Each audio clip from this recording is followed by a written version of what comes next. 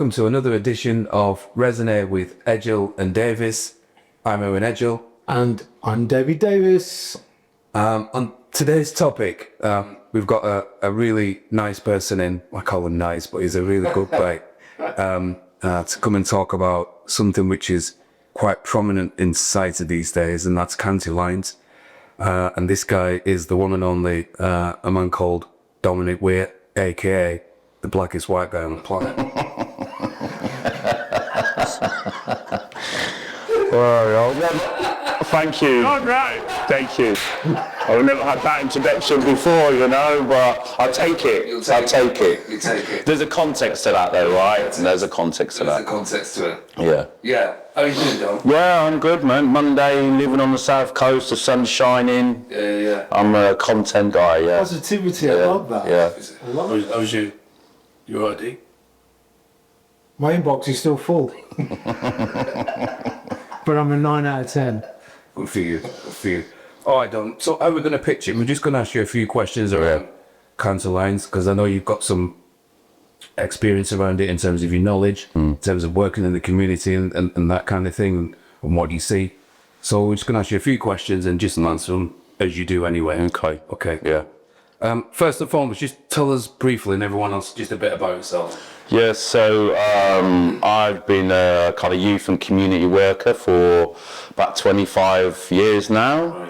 And within that time, I've worked for crime reduction agencies like NACRO. I've worked for local charities like BCHA. I've been a mentor. I've been a football coach, grassroots football coach for about 20 years. Right. I was lucky enough to run a project for 6 years that was directly targeted to work with young offenders and people from drugs and alcohol recovery backgrounds, train up as volunteers. So using sport as a powerful tool for, you know, people finding themselves again, being given opportunities. So I'm very passionate about sport as a tool, very passionate about communities. You know, I grew up in Derby, so quite a multiracial community. Yeah. My football team had, you know, all shapes and flavours in it, and that's the area I grew up in. So that had a really profound effect on me throughout my life. So I'm kind of blessed, you know. I've been on a journey, as we all have, some good times, some bad times, and you know, it's all learning, isn't it? So yeah, I'm lucky and I'm blessed. I've got a job that I love. I can use my skill set in that to make a difference. Yes. Yeah. Indeed. Nice. Yeah. Nice one. Yeah. Cool. All right. My first question to you, Don, is what is county lines? For those people who don't know what county lines is, just landing on from planet Zog and not a clue. How would you explain it? Yeah, I'd say county lines isn't necessarily a new phenomenon, but the model that we have now is. So I kind of say, in a nutshell, county lines is about urban gangs, so from the major cities, Liverpool, Manchester, Newcastle, West Midlands, London, that reached a saturation point with drugs in their own communities, you know, which was leading to a lot of turf wars and stuff. And then they kind of sussed out that, there's all these little towns and little cities, you know, where they don't have gangs, you know, proper hardcore people that are prepared to do high levels of violence, where we could go and set up new drug markets. Right. So as a result of that, the gangs, you know, spread their wings. It started off a lot with like trains, so trains and buses were being used. So they go to an area, let's take Bournemouth for example. Right, yeah. Bournemouth's a good example because it has a high proliferation of drugs and alcohol recovery centres. Right. Obviously it has the summer, you know, lots more punters down here looking for drugs. So it was a good place for gangs to spread their wings, I think, and do that and come down. So they would come down, establish links with local users. Off the back of that, they would then set up a drugs line. Right. So that's where the county, so it's, so they're coming out from the cities, going to the counties, or going country, as they call it, going country is one of the phrases that they use. Yeah. Because it was easy to go in and dominate, you know, local drug markets. Right. And they had the product, they had the manpower. So then once they go in and establish themselves in that local community with, you know, dominating, this is our turf sort of thing, then they approach and groom vulnerable young adults. So can I ask how they actually do that in relation to grooming and getting young adults or kids? Yeah, I think that having grown up in like a little market town myself for a period of my life, the attachment to the coolness of the inner city, you know, like black street culture, not just black street culture, because obviously I don't want to go down that pathway, but I can only talk about what I kind of see. Yeah. Obviously up in Liverpool and Newcastle, you're going to get a different demographic. Yeah. But black street culture, urban culture, I mean, I grew up in hip hop in late 70s, early 80s, so it fascinated me at that time, right? But I was in a community where there was all sorts of different people doing it. Right. But now, you know, mainstream culture, black culture is the #1 culture in the world for, I would say, for most young people to aspire and adhere to. Why is that, do you think? I think because there's a freedom in the way that black people express themselves.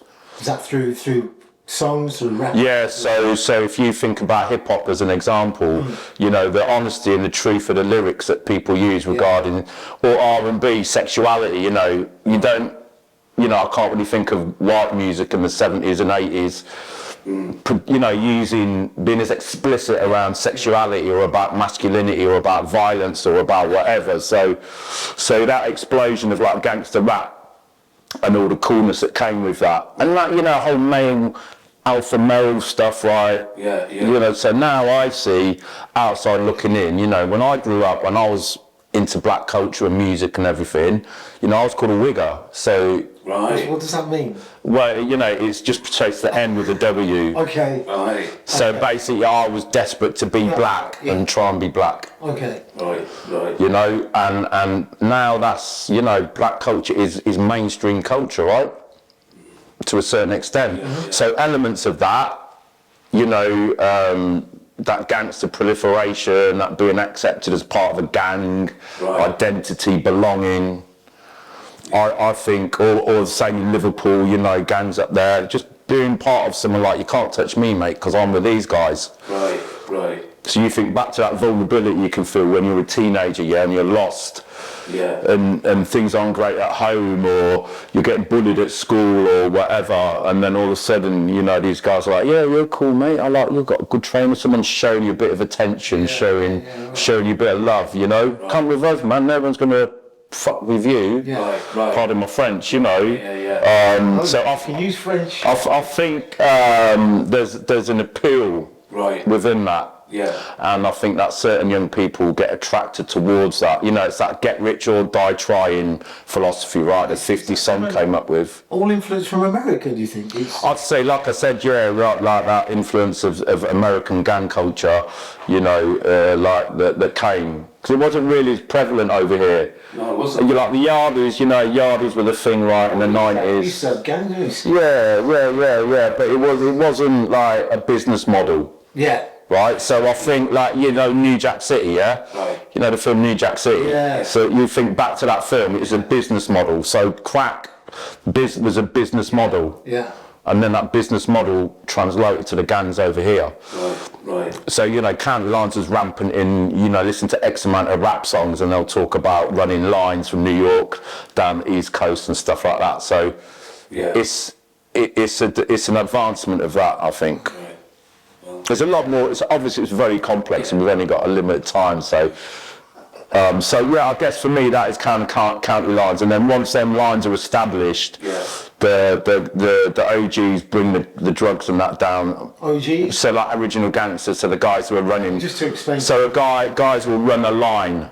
So someone will have a mobile phone number. They'll get their heroin, the crack in. They'll ping all the users. In the local area, through WhatsApp or whatever, buying new product, whatever they're going to call it. So all the nitties, they're called sort of people who are the users.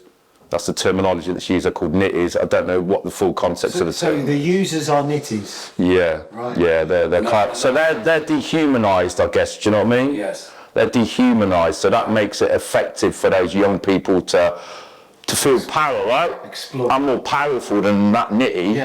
You know, she'll suck my cock through a rock. Right. Yeah, so when you're 14, 15, So these are like mini P. Diddy's. Allegedly. I wouldn't make that kind of a reference. No. I'd say almost kind of the opposite of that. He's in a position of power, right? You know, he'd built that empire. He was at the top of that. These guys are aspiring to that type of thing. They are seeing that as a way to get rich quick and to feel good and to show off that you've got possessions and things like that. I would say, you know, you got control. Control's massive for all of us, right? So if your home life's chaotic, if you're expelled from school, whatever, you don't feel you've got any control, yeah? To know that you can go into what's called a trap house, so that's a house that's used by drug dealers to sell their gear from. Right. So, and they'll often do something that's called cuckooing. Yeah. So cuckooing is where they groom vulnerable people. He's fucking weird. That's what I told you, that kid. The dealers come down. I don't know any of this stuff. Yeah, the dealers will come down, find some vulnerable people, you know, learning disability, people who are living in HMO, so, you know, bed sits, supported housing, again, vulnerable people that want to feel protected. Or they're probably drug users, that have got clean or something, or, you know, or are drug users and they ain't got the money to keep buying drugs, so the guys will get to know them. Let us shop from yours, mate, we'll hook you up with free drugs. Then they just move in and take over the property. And then what they do is they get the young people to live in that property, right? And the young people they're like, right, we'll stay in there till you've sold all the gear. So the young person has to live in there 24/7, open all hours, you know, serving up drugs. Interesting. Yeah. That's I think, obviously we'll always go off track, I do, but I think that's kind of talked through what it is. Yeah.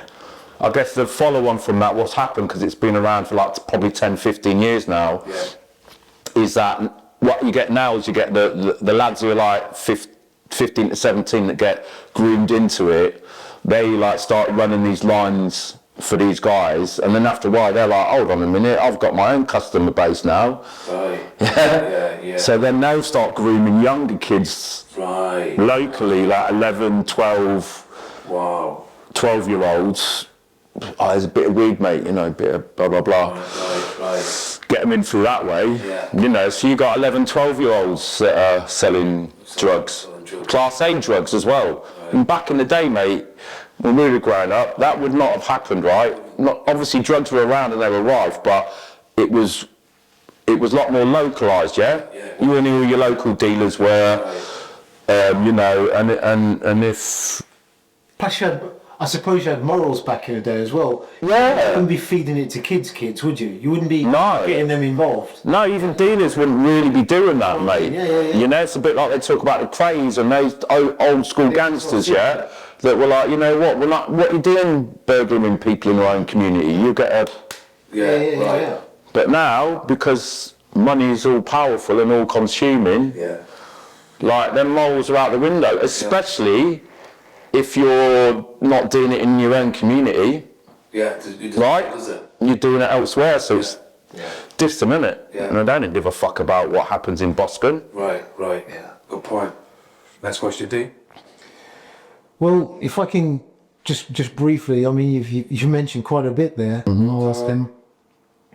So, I suppose taking where we live, what do you think the impacts of it is in this area? And how big is the impact in this area? It's hard when we work in an industry where it's kind of, it's what you hear all the time, right? You know, ultimately we live in a beautiful place that's very safe, you know, lots of amenities. It's a great place to live. But as with anywhere, there's 8 to 10% probably that, you know, that's not like that for, and they're from deprivation and they're from ACEs, so adverse childhood experiences, which is something everybody should research, really. You know, they're from trauma, then maybe they've been excluded, maybe they're neurodiverse and they've got ADHD or autism, you know, lots of contributing factors to that small minority of young people and adults that are always going to be there. No matter how much you fund it, you're always going to have a percentage, right? Let's get it right. We're never going to live in an equal society. So So, you know, those young people can be kind of targeted because, one, a lot of them are excluded from school, so they got time on their hands, so they're out and about on the streets. Right. You know, these guys are very good at profiling, yeah? I was The going to gangs are good at profiling, mate. Yeah, of course. Yeah. We all know that. I mean, when I used to go blues and all that back in the day, you had to learn a sort of, you know, you learn risk assessment. Right. If you're in the army, Yeah. you learn risk assessment. You go into a space, You know- suss it out. How's that person standing? What they looking like? What they wearing? Yeah, we were all raised to think like that. Yeah. So that's what these guys are coming down, and they're, you know, seeing young people and vulnerable people. I mean, you know, I could walk through Boston at any time of the day and pick out people that I would, you know, bet are vulnerable or are drug using or are mentally unstable, whatever it is. Yeah. Yeah. So these guys will come down and, you know, Well, it's not rocket science, is it? Because well, you'd say that, D, but I think, well, if you know what you're looking at, you know yes, what you're looking for. yes, of course. Well, then, Yeah. Yeah. But if you don't, you're very vulnerable to it. Yeah. Right. Yeah. So if you're a young person who's a young person, so you're only at the start of your journey in life, and someone comes up to you with big chops on, gold chains and all that, right? And says, "Well, do you want some chicken?" I mean, I've heard it starting off from as simple as, I've heard it, sorry mate, you know what I mean, but that's what happens. I've heard it starting off from as simple as somebody buying a kid a Lucozade. Right. Oh, you look hungry, you look thirsty, mate. Do you want a bottle of water? Do you want a Lucozade? Oh, yeah, all right, mate. Because kids are gullible, yeah? Yeah. It's Right, cool, yeah, see you next week. especially if you're a cool-looking dude, as you say, that with all the bling. All the bling and all that, the music, the cars. Right. You know, that's what the kids consume 24/7, right? Exactly. TikTok, YouTube, Right. you know. So these guys are using social media to directly target, influence, get their products. Right. By that I mean the culture and the lifestyle out there. Yeah. You know, to children that they're at the start of their journey and want to be associated. So they're easy pickings, mate. I mean, that's happened in an area like Bournemouth, and not just Bournemouth, but across the country, you know, with them targeting market towns and coastal towns. So it's primarily market towns and coastal towns that get targeted as well, is that the gangs have realised, they've changed their strategy, so they've realised that, oh, actually now a lot of social workers, police are all aware that these young people are vulnerable, you know, the kids who are from broken homes and HMOs and expelled from school. Yeah. Oh, actually, what about the middle class kids who want to be cool, who want to be down with, you know? Yeah. So they're getting targeted. So the kids who are at grammar school, the kids who are doing well, you know, because they can feel alienated and, you know, and again, through social media, these gangs can go direct into their bedrooms, right? Yeah. Great point. Scary. My question to you, Dom, would be, have you got any personal experience around all this? County-wise? I've got like experience through my work. Yeah. So you know, I've been a mentor for like 10 years. So through that role, I've come across young people that have been involved in county lines, Right. and they've shared their stories with me. You know, and again, it kind of follows the pattern really of what I've been talking about, those vulnerable young people expelled from school. You know, you could do like a checklist of what makes a young person vulnerable. So I guess one of the reasons that I've stayed in this sector, in this industry, it certainly isn't for the wages, but it's for the fact that I believe that, you know, positive male role models are really important. Right. You know, and positive male role models there's a big variety of us, right? Yeah. What does a man mean? Lots of different things. So I'm an empathetic, compassionate, you know, I know my lane, I don't try to be what I'm not. Right. Although I've been around a lot of those types of people in my life, Yeah. I've seen the consequences of that. Consequences of trying to be someone that. Yeah. Right. Yeah, how quickly that can escalate into some serious shit Right. that you do not have the minerals or the tools to get out of. Right. Yeah, once you're in the house, surrounded by 5 people who are like, where's my fucking money? Right. Yeah? Yeah. They ain't agreeing no monthly repayment scheme, are they? Yeah? True. You're fucked. Right. Got you by that, mate. Right. So I guess that's why it's really important to me that I'm a good male role model, and I'll show you know what you can get because there ain't respect that these guys have. It's fear. It's fear. It's fear. Yeah. There ain't respect, is it? Once you get into the nitty gritty of it, Right. those kids don't respect them. They got fear of what happens if I don't do that. Yeah, it'll, you know, whatever. Yes. You know, and this kind of leads on to it, one of the big things they do, right, you like this one, D, is so the guys will come down, groom you, give you things, buy your food, get you clothes, whatever, so you're getting in the pocket without knowing it. Then they'll ask you to go, just go drop this package for me, blah, blah, blah, and it just escalates like that. And then what they do is they will set you up to get robbed, right, so they know you've got their product. Right. Yeah, they know you're 15, 16, you know, whatever, you're a child. So they'll get a crew of their guys that are older to come down and rob you of your drugs. Yeah, so then you're in bondage, you're in debt to the gangs. Right. I didn't even realise that you were going down one particular channel and thinking, Yeah. why are they getting robbed through them stuff? Yeah. But that's the reason. Yeah, That's the hook. then you are, You're in. you know, He's not- and there's a nearly good documentary that you can find if you keep searching on Channel 4 called Britain's Secret Drug Runners. Right. And it was about a town that I used to live in called Banbury, and there's a tragic story of a young man called, well, it's all out there online. There's a young man who's in that who ended up taking his own life because of the pressure that was applied to him because he had a drug debt. Wow. And that story will resonate, you know, across the country. Right. I'm pretty sure that guy's not the only one. Yeah, exactly. So whether it's that or whether it's, you know, what do you do when all of a sudden you owe some London or Liverpool or Birmingham gangsters £2,000, right? So And they're saying if you go to the police, you know, they know where you live. Yeah. You know, I know, like this kid got attacked, and the dealers knew that he had like stuff at his house.